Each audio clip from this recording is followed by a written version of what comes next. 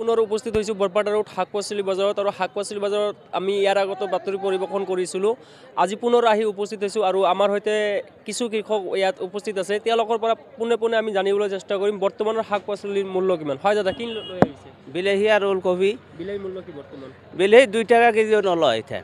আৰু ওলকবি? ওলকবি 2 টাকা 1.5 টাকা নলয়। দামটো কমাৰ কাৰণটো কি? দামটো ইথান বাহিৰত নাযায় মালটো।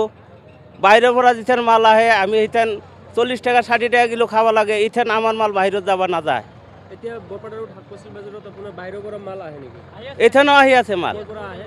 খাৰবাইটা, ধূপগুৰি, শ্বিলঙৰ মাল। আৰু আমাৰ যে লোকাল উৎপাদন, এই উৎপাদনবোৰ বাহিৰত নাযায় নেকি? বাহিৰত নাযায়, আমাৰ মাল বাহিৰত নাযায়। এইকাৰণে মালটো বজাৰ বেয়া হৈ আছে। আমাৰ মালটো ইথান যিটো খৰচ কৰছোঁ এটাৰ খৰচ পয়সাটা আমি নাপাওঁ, উচিত মূল্যটো নাপাওঁ।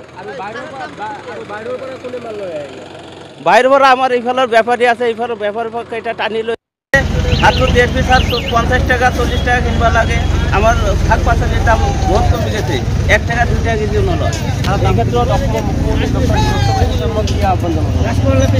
হেমন্ত মামাই যদি আমার মালটো যদি বাহিৰত যাব দেয় তেনেহ'লে আমাৰ মালটো অলপ উচিত মূল্য পাম, যেন আমি চলিব পাৰিম। যিহেতু আপোনালোকে কৈছে যে ইয়াৰ যিবিলাক স্থানীয় বেপাৰী আছে বাহিৰৰ পৰা মাল আনে, কিন্তু ইয়াৰ পৰা বাহিৰত মাল যাবলৈ নিদিয়ে।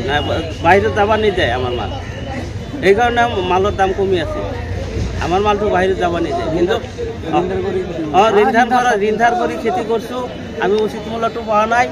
এইকাৰণে আমাৰ এতিয়া চলা অসুবিধা হৈ আছে। হেমন্ত মামাই যদি কিছু কৰে তেনেহ'লে বাহিৰত যদি মালটো যাব দিয়ে তেনেহ'লে আমি চলিব পৰা ব্যৱস্থা হ'ব। আৰু যদি যাব নিদিয়ে তেনেহ'লে আমি আৰু চলবা উপায় বেয়া উপায় হৈ যাব।